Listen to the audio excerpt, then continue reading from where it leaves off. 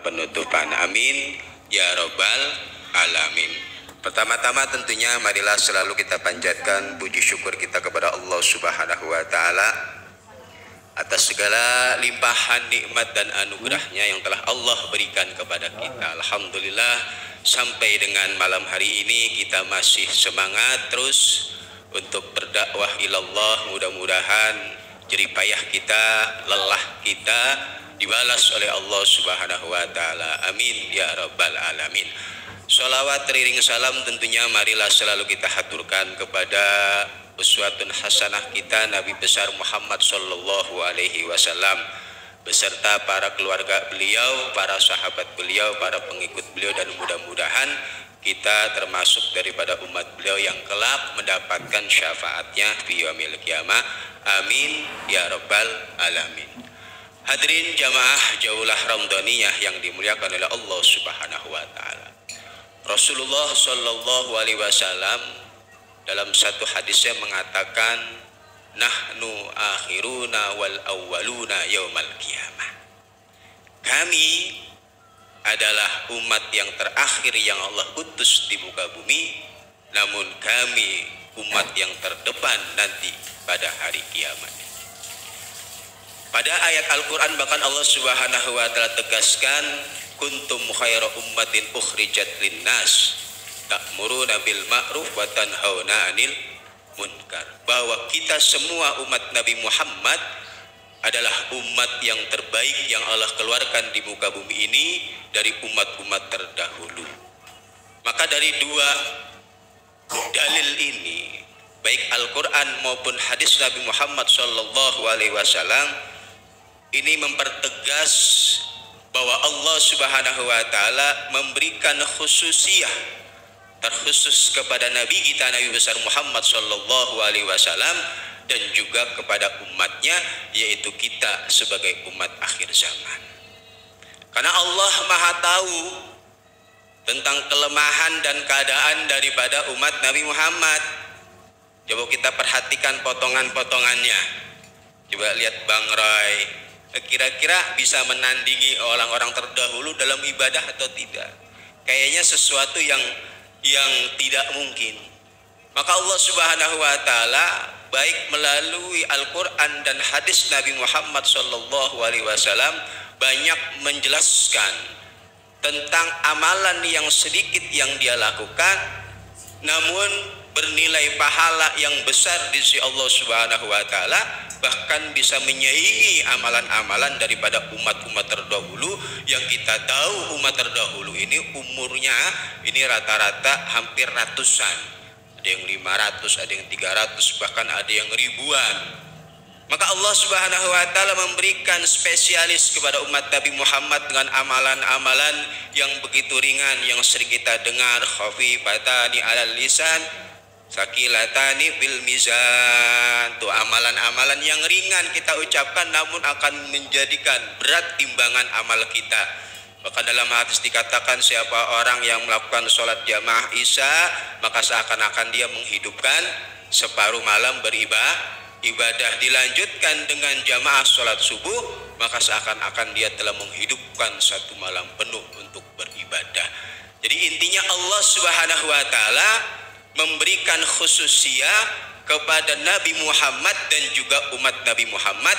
Di antaranya adalah umat Nabi Muhammad diberikan satu malam yang pahala daripada satu malam tersebut apabila kita hidupkan ini melebihi daripada 1000 bulan.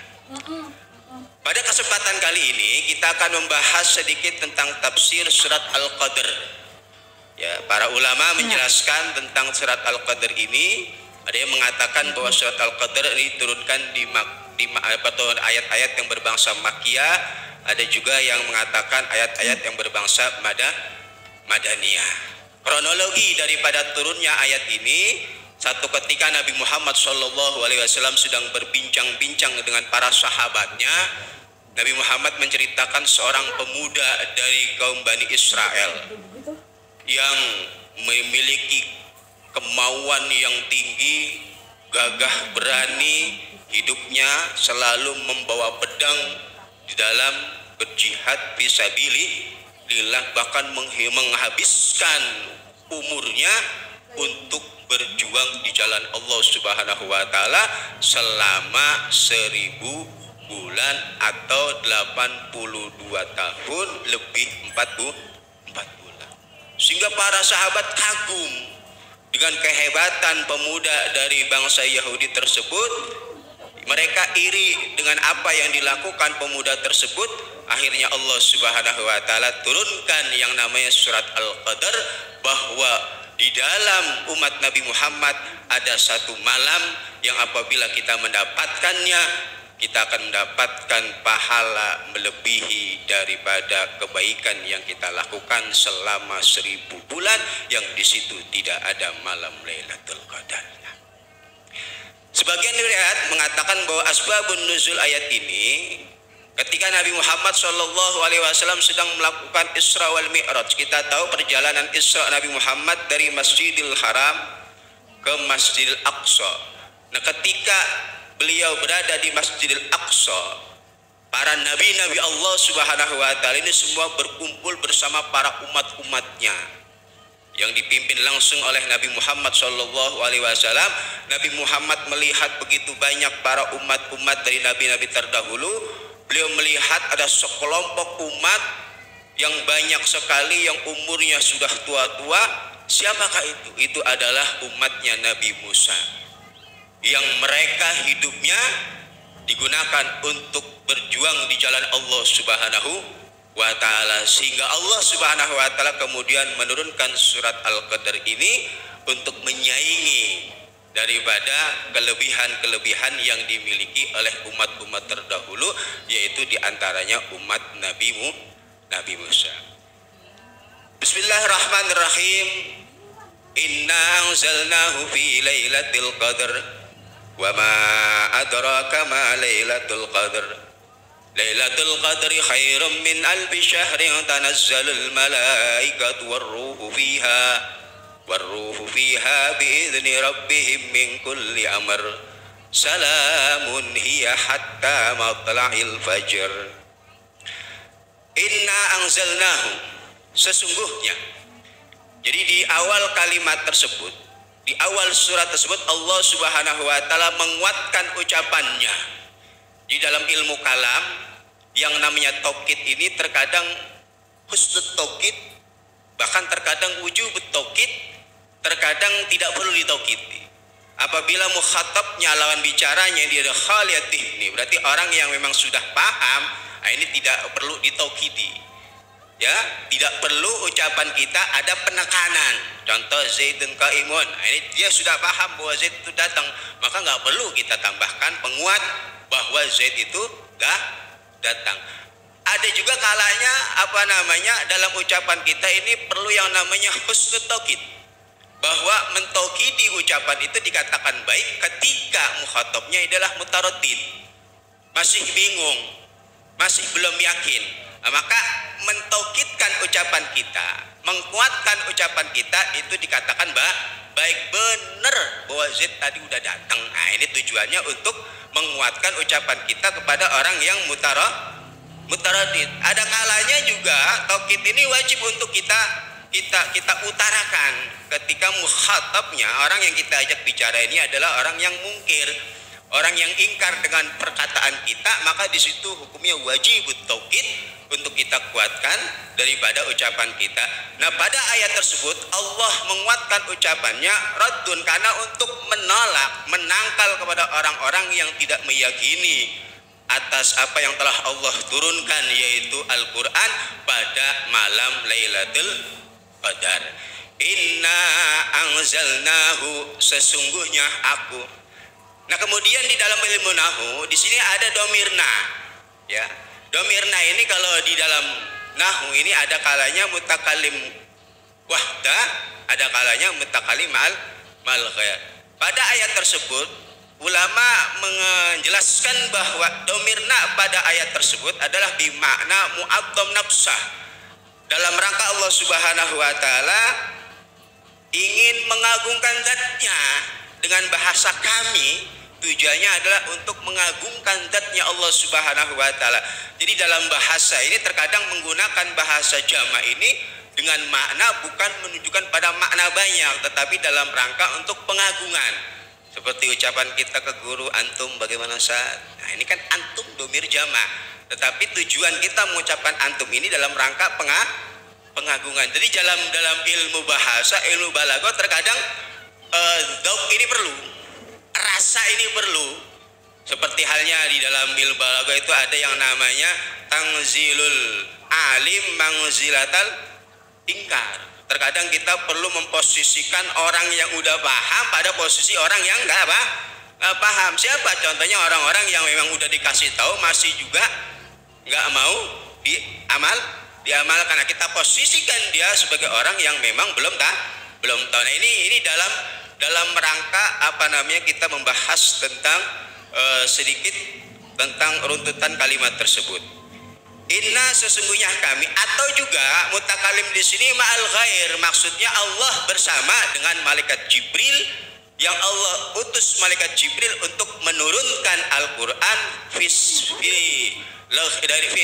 dari Lauhil Mahfuz kepada Baitul Izzah ya yang ada di langit bumi. Inna sesungguhnya kami anzalnahu telah menurunkan kami pada Al-Qur'an.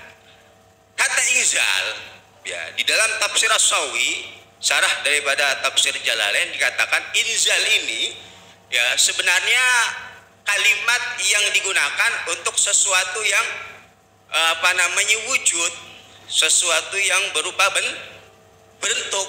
Makanya para ulama menjelaskan ada dua metode di dalam menjelaskan lafaz inzal tersebut. Ada kalanya pada lafaz inzal tersebut adalah majaz isti'arah. Isti'arah apa? Meminjam. Isti'arah at-tabaiyah.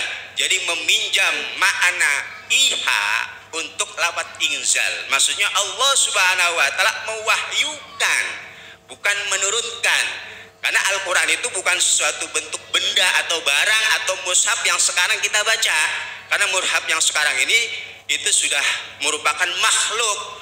Tapi kalau kalam Allah itu kan qadim, bukan makhluk, bukan yang berwujud benda. Makanya ditafsirkan, diarahkan inzal ini sebagai majaz isti'arah at-tabaiyah, yaitu meminjam maknanya lafaz iha untuk lafaz inzal yang artinya Allah mewahyukan Al-Qur'an.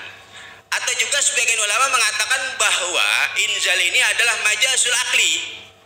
Apa majazul akli? Yaitu Allah Subhanahu wa taala menurunkan Al-Qur'an melalui malaikat Jibril. Jadi khitabnya kepada malaikat Jibril, menurunkan malaikat Jibril dengan membawa Al-Qur'an. Nah ini, jadi inna anzalnahu sesungguhnya kami telah mewahyukan, menurunkan Al-Qur'an. Nah pada kalimat tersebut ini terdapat domir, yang mana di dalam ilmu nahwu kita tahu bahwa domir ini seharusnya ada marji'nya, tempat kembalinya domir. Nah di situ tidak disebutkan marji'nya atau Allah meredaksikan dengan isim domir, tujuannya karena lita'zim, karena mengagungkan lisyaraf, kemuliaan daripada Al-Qur'an, sehingga ya dengan meredaksikan dengan menggunakan isim domir ini ada nilai makna ta'zim atau pengagungan atas Al-Qur'an.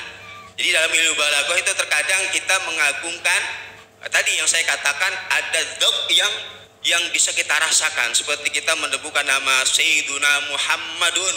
Di situ ada nilai li ta'zim, ada nilai menyaman dalam kita mengucapkan nama Nabi Muhammad. Ya terkadang tidak disebutkan li tahkir karena hinanya barang tersebut nggak perlu disebutin. Ya, nggak perlu disebutin. Nah, di sini dengan menggunakan domir karena agung dan mulianya Al-Qur'an. Inna anzalnahu sesungguhnya kami telah menurunkan Al-Qur'an fi lailatul qadar pada malam lailatul qadar. Al-Qur'an jumlatan wahidatan, yaitu dengan keseluruhan Al-Qur'an minal lauhil mahfuz ila sama'id dunya, ke langit dunia yang dinamakan dengan Baitul Izzah. Jadi Allah utus malaikat Jibril dengan membawa Al-Qur'an seutuhnya. Kemudian Allah turunkan ke Baitul Izzah dan di situ disampaikan kepada malaikat syafaroh, malaikat pencatat wahyu. Kemudian oleh malaikat pencatat wahyu tersebut dikirimkan kepada malaikat Jibril broadcast, kalau kata Ustaz Ridwan, dari broadcast malaikat Jibril disampaikan kepada Nabi Muhammad SAW secara bertahap selama 3 tahun. Nah ini ya, fi Lailatul Qadar, Allah Subhanahu wa taala menurunkan Al-Qur'an pada malam Lailatul Qadar asy-syarafi wa ta'zim, yaitu malam yang penuh keagungan dan kemuliaan. Wa ma adraka ma Lailatul Qadar, ai a'lamaka ya Muhammad, tahukah engkau ya Muhammad apa malam Lailatul Qadar? Ta'zimun li sya'niha wa ta'jibun minha.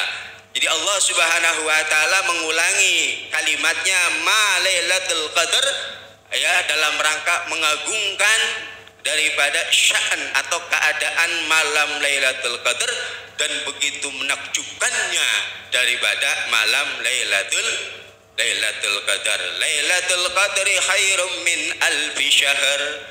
Ay Lailatul Qadar laisa fiha Lailatul Qadar fal amal salih fiha khairun minhu fi alfi syahrin laisat fiha, bahwa Lailatul Qadar, malam keagungan, malam kemuliaan itu lebih utama daripada 1000 bulan, yang dimana 1000 bulan tersebut tidak ada Lailatul Qadarnya. Maka siapa orang yang beramal pada malam Lailatul Qadar, dia akan mendapatkan pahala melebihi daripada pahala ibadah selama 1000 bulan.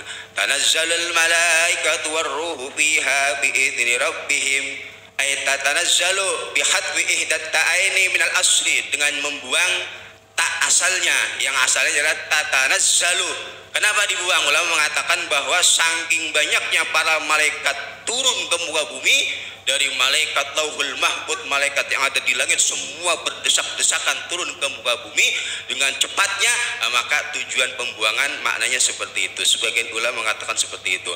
Tanazzalul malaikatu warruhu ay Jibril, dan dipimpin oleh malaikat Jibril fiha pada malam Lailatul Qadar biidzni rabbihim ay bi amrihi, maksudnya dengan perintah Tuhannya Allah Subhanahu wa taala, min kulli amrin ay qadallahu fiha litilkal sanah ila qabilin, bahwa Allah Subhanahu wa taala menentukan pada malam tersebut keputusan Allah Subhanahu wa taala dari ajal, rezeki, takdir, kematian dan lain sebagainya pada malam tersebut 1 tahun sampai dengan 1 tahun berikutnya. Hadirin jamaah yang dimuliakan oleh Allah Subhanahu wa taala, kemudian pada ayat selanjutnya salamun hiya hatta matla'il fajr. Nah, di dalam tafsir Jalalain dikatakan salamun ini merupakan khabar muqaddam, hiya mubtada muakhar, yang maknanya bahwa Allah Subhanahu wa taala ya memerintahkan para malaikatnya untuk memberi salam kepada seluruh penduduk bumi. Ya, bahkan di dalam keterangannya kan salam dari malaikat Jibril, amin ya rabbal alamin. Dan juga ada ulama yang mengatakan bahwa innal malaika yusallimuna alal mu'minin, bahwa sungguhnya para malaikat ini berurut salam kepada orang-orang mukmin.